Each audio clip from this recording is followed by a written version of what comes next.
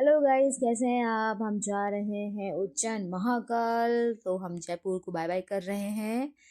Bye bye Jaipur. उसके बाद हम पहुंच गए हैं उज्जैन, जो कि एमपी में है। और उज्जैन में हमारे महाकाल विराजमान हैं, इनके दर्शन करने आए हैं हम। उसके बाद हम होटल के लिए रवाना हो गए हैं। होटल के लिए रवाना सुबह के 4 बज रहे हैं। 4 साढ़े 4 बज रहे हैं और इस टाइम पे सारी शॉप बंद है। हमने होटल में आके फ्रेश फ्रेश होकर एंड देन फिर हम देखिए कितना अच्छा मौसम है यहाँ पे। वाह, शांति है बिल्कुल।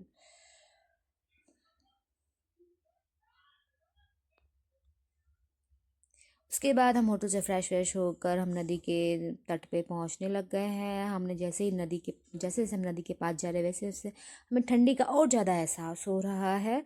और इस नदी का नाम है त्रिभुवन वंदिता शिप्रा नदी, जो कि महाकाल मंदिर के पास में ही है। यहाँ पे आना, इस नदी का पानी को आपको स्पर्श करना, नहाना बहुत ही अच्छा माना जाता है।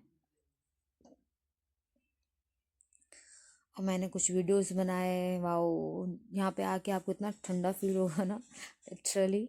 मैं तो पूरा टोपा वोपा ओढ़ के पूरा पैक थी, तो अच्छा लग रहा था मुझे।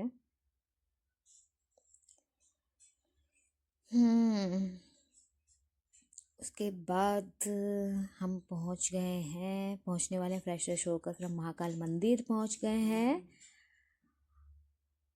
मेरे हस्बैंड जी, इधर तो देख लीजिए। जयकारा लगाते लगाते हम जा रहे हैं। ये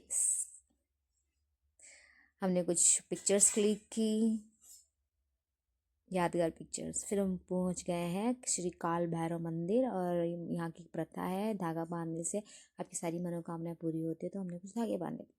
अब हम पहुंच गए इंदौर। इंदौर रास्ते में एक छोटा ढाबा आया था, वहाँ पे ढाबा है जहाँ की हमने एंजॉय किया, कुछ कुछ स्नैक्स वगैरह खाए। That's it. फुल एंजॉय कर रहे हैं, बहुत मज़ा आ रहा है। अब हम पहुँच गए हैं नर्मदा नदी। नर्मदा नदी रास्ते में ही था वैसे।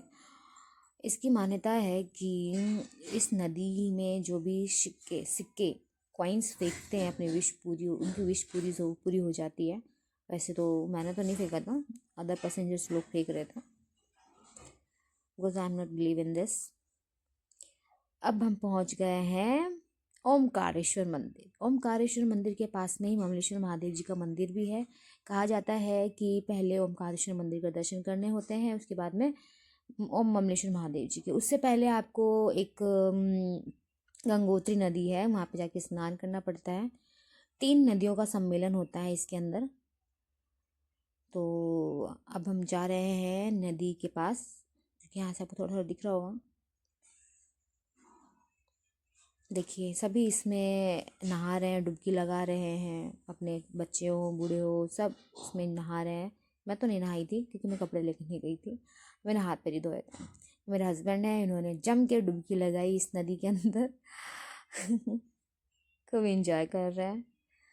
1 2 3 4 5 6 7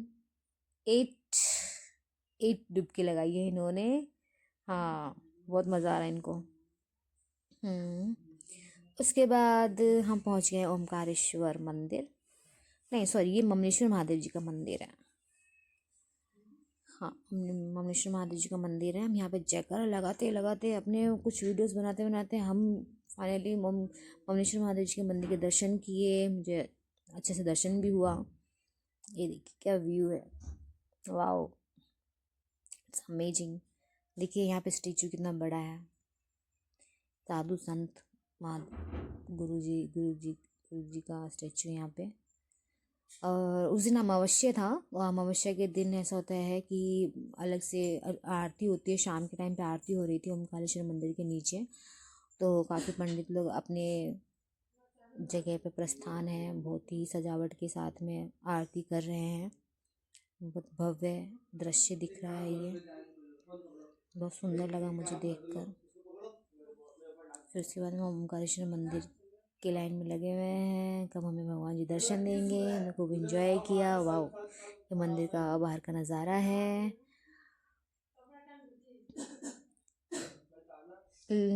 अनलकीली मैं ओमकारेश्वर मंदिर तो पहुंच गई, लेकिन मेरे को थोड़ा सा ब्लर ब्लर दिखा, दर्शन नहीं हो पाए।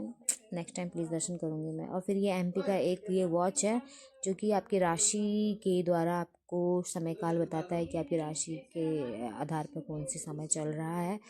ओके तो गाइज बाय, आगे नेक्स्ट ब्लॉग में मिलेंगे। Tata bye, see you.